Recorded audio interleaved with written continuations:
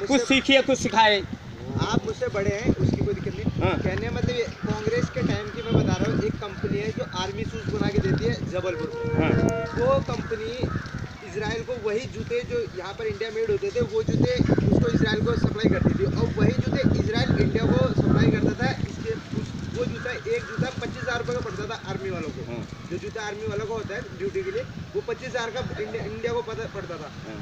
अब ये जो हमारे नए मंत्री हैं बीजेपी के रक्षा मंत्री पारिकर, नाम पूरा मेरे को याद नहीं, पीछे का याद है, मनोहर पारिकर।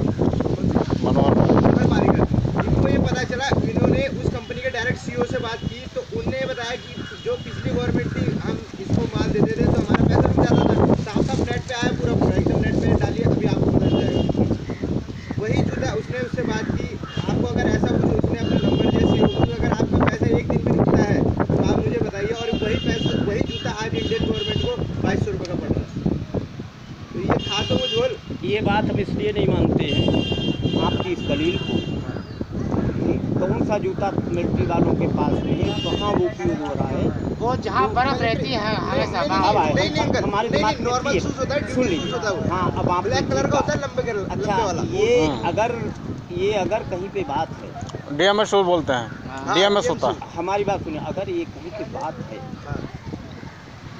तो गलत थी, लेकिन हमारे संज्ञान में बात नहीं है। बात ये अपनी, आप यहाँ पे आइए कि विजय माल्या कितना धन ले गया है, विजय माल्या को मोदी ने लिया वो। हैं? एक मिनट, विजय माल्या को मोदी ने दिया, माफ किसने किया माफ उसने कहाँ कर दिया? और किसने किया? उसकी संपत्ति होनी है। अरे संपत्ति कुर्क हो गई। आप पार्लियामेंट में कह रहे हो, बाहर कह रहे हो कि 1200 बट्टे खाते में डाल दिया, और जनता उस बट्टे खाता होता क्या है? 1200 करोड़। और जब राजीवपुर हिंदुस्तान में चिल्ला रहा है कि आपने फला फला देखता, सुन लीजिए, 2 मिनट आ जाने दीजिए, गाड़ी पे 15-20 साल पहले लोन दिया। जब राजीव खुलेआम चिल्ला रहा है कि आपने फला फला जगह से रिकॉर्ड दिखा रहा है, आप उसकी जांच क्यों नहीं करा रहे हैं? आप तो ईमानदार हैं, हम तो बेईमान थे, हम तो सभी हड़प लेते, हम तो डकैत ही हैं, आप तो ईमानदार हैं। आप जांच कराइए और उसका जवाब दीजिए। आप जवाब भी नहीं दे रहे, जांच नहीं कह रहे। दूसरी चीज़ आप कह रहे संसद नहीं हमें चलने दी, हमें बोलने नहीं दिया। संसद में संसद चलाना सत्तारूढ़ दल का काम होता है, ना कि विपक्ष। कोर्ट चलाना जज का काम होता है, ना वकील का।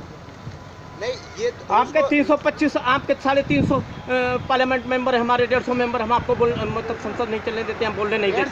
40 हैं हम अब कितना भी सही पूरे विपक्षी बात करते हैं, तो ये बेकार की बातें बाहर करते हैं, इनके पास है कुछ नहीं।